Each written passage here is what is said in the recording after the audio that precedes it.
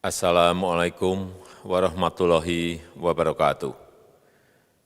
Bapak, Ibu, saudara-saudara sebangsa setanah air,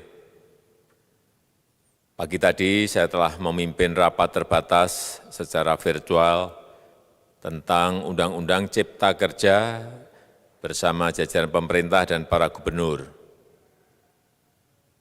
Dalam undang-undang tersebut terdapat 11 klaster yang secara umum bertujuan untuk melakukan reformasi struktural dan mempercepat transformasi ekonomi. Adapun klaster tersebut adalah urusan penyederhanaan perizinan, urusan persyaratan investasi, urusan ketenagakerjaan, urusan pengadaan lahan, urusan kemudahan berusaha, urusan dukungan riset dan inovasi, urusan administrasi pemerintahan, urusan pengenaan sanksi, urusan kemudahan pemberdayaan dan perlindungan UMKM, urusan investasi dan proyek pemerintah, serta urusan kawasan ekonomi. Dalam rapat terbatas tersebut, saya tegaskan mengapa kita membutuhkan Undang-Undang Cipta Kerja. Pertama, setiap tahun ada sekitar 2,9 juta penduduk usia kerja baru, anak muda yang masuk ke pasar kerja, sehingga kebutuhan atas lapangan kerja baru sangat-sangat mendesak. Apalagi di tengah pandemi, terdapat kurang lebih 6,9 juta pengangguran dan 3,5 juta pekerja terdampak pandemi COVID-19. Dan sebanyak 87% dari total penduduk bekerja memiliki tingkat pendidikan setingkat SMA ke bawah, di mana 39% berpendidikan sekolah dasar, sehingga perlu mendorong penciptaan lapangan kerja baru, khususnya di sektor padat karya. Jadi, Undang-Undang Cipta Kerja bertujuan untuk menyediakan lapangan kerja sebanyak-banyaknya bagi para pencari kerja serta para pengangguran. Kedua, dengan Undang-Undang Cipta Kerja akan memudahkan masyarakat, khususnya usaha mikro kecil, untuk membuka usaha baru. Regulasi yang tumpang tindih dan prosedur yang rumit dipangkas. Perizinan usaha untuk usaha mikro kecil (UMK) tidak diperlukan lagi, hanya pendaftaran saja. Sangat simpel.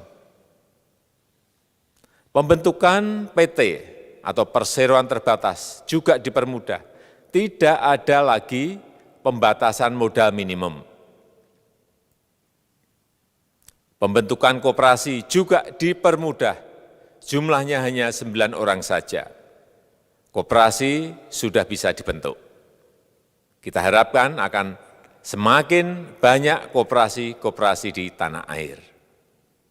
UMK, usaha mikro kecil yang bergerak di sektor makanan dan minuman, sertifikasi halalnya dibiayai pemerintah, artinya gratis. Izin kapal nelayan penangkap ikan misalnya, hanya ke unit kerja Kementerian KKP saja. Kalau sebelumnya harus mengajukan ke Kementerian KKP, Kementerian Perhubungan, dan instansi-instansi yang lain. Sekarang ini cukup dari unit di Kementerian KKP saja. Ketiga, Undang-Undang Cipta Kerja ini akan mendukung upaya pencegahan dan pemberantasan korupsi. Ini jelas karena dengan menyederhanakan, dengan memotong, dengan mengintegrasikan ke dalam sistem perizinan secara elektronik, maka pungutan liar, pungli dapat dihilangkan. Namun, saya melihat adanya unjuk rasa penolakan Undang-Undang Cipta Kerja yang pada dasarnya dilatar belakangi oleh disinformasi mengenai substansi dari undang-undang ini dan hoax di media sosial. Saya ambil contoh, ada informasi yang menyebut tentang penghapusan UMP, upah minimum provinsi, UMK, upah minimum kota kabupaten, UMSP, upah minimum sektoral provinsi. Hal ini tidak benar, karena faktanya upah minimum regional, UMR, tetap ada. Ada juga yang menyebutkan bahwa upah minimum dihitung per jam. Ini juga tidak benar. Tidak ada perubahan dengan sistem yang sekarang. Upah bisa dihitung berdasarkan waktu dan berdasarkan hasil. Kemudian adanya kabar yang menyebutkan bahwa semua cuti sakit, cuti kawinan, cuti khitanan, cuti baptis, cuti kematian, cuti melahirkan, dihapuskan. Dan tidak ada kompensasinya. Saya tegaskan juga ini tidak benar. Hak cuti tetap ada dan dijamin. Kemudian apakah perusahaan bisa mem-PHK kapanpun secara sepihak? Ini juga tidak benar. Yang benar, perusahaan tidak bisa mem-PHK secara sepihak. Kemudian juga pertanyaan mengenai benarkah jaminan sosial dan kesejahteraan lainnya hilang. Yang benar, jaminan sosial tetap ada.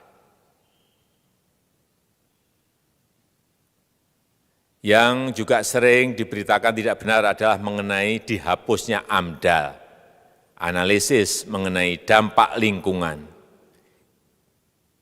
Itu juga tidak benar. AMDAL tetap ada. Bagi industri besar harus studi AMDAL yang ketat. Tetapi bagi UMKM lebih ditekankan pada pendampingan dan pengawasan. Ada juga berita mengenai Undang-Undang Cipta Kerja ini mendorong komersialisasi pendidikan.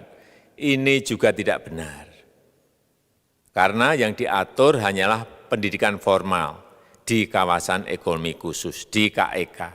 Sedangkan perizinan pendidikan tidak diatur di dalam Undang-Undang Cipta Kerja ini. Apalagi perizinan untuk pendidikan di pondok pesantren. Itu tidak diatur sama sekali dalam Undang-Undang Cipta Kerja ini. Dan aturannya yang selama ini ada tetap berlaku. Kemudian diberitakan bahwa keberadaan bank tanah. Bank tanah ini diperlukan untuk menjamin kepentingan umum, kepentingan sosial, kepentingan pembangunan nasional, pemerataan ekonomi, dan konsolidasi lahan serta reforma agraria. Ini sangat penting untuk menjamin akses masyarakat terhadap kepemilikan tanah, kepemilikan lahan, dan kita selama ini tidak memiliki bank tanah. Saya tegaskan juga bahwa Undang-Undang Cipta Kerja ini tidak melakukan resentralisasi kewenangan dari pemerintah daerah ke pemerintah pusat. Tidak ada.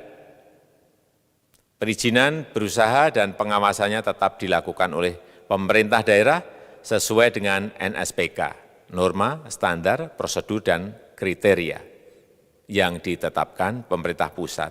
Ini agar dapat tercipta standar pelayanan yang baik di seluruh daerah, dan penetapan NSPK ini dapat nanti akan diatur di dalam PP atau peraturan pemerintah. Selain itu, kewenangan perizinan untuk non-perizinan berusaha tetap ada di Pemda, sehingga tidak ada perubahan. Bahkan kita melakukan penyederhanaan, melakukan standarisasi jenis dan prosedur berusaha di daerah. Dan perizinan berusaha di daerah diberikan batas waktu. Ini yang penting di sini. Jadi ada service level of agreement. Permohonan perizinan dianggap disetujui bila batas waktu telah terlewati. Saya perlu tegaskan pula bahwa Undang-Undang Cipta Kerja ini memerlukan banyak sekali peraturan pemerintah atau PP dan peraturan presiden atau Perpres. Jadi setelah ini akan muncul PP dan Perpres yang akan kita selesaikan paling lambat 3 bulan setelah diundangkan. Kita pemerintah membuka dan mengundang masukan-masukan dari masyarakat dan masih terbuka usulan-usulan dan masukan dari daerah-daerah. Pemerintah berkeyakinan melalui Undang-Undang Cipta Kerja ini jutaan pekerja dapat memperbaiki kehidupannya dan juga penghidupan bagi keluarga mereka. Dan kalau masih ada, jika masih ada ketidakpuasan terhadap Undang-Undang Cipta Kerja ini, silahkan mengajukan uji materi atau judicial review melalui MK, Mahkamah Konstitusi. Sistem ketatanegaraan kita memang mengatakan seperti itu. Jadi, kalau masih ada yang tidak puas dan menolak, silahkan diajukan uji materi ke MK. Saya rasa itu yang bisa saya sampaikan pada kesempatan yang baik ini. Terima kasih. Wassalamualaikum warahmatullahi wabarakatuh.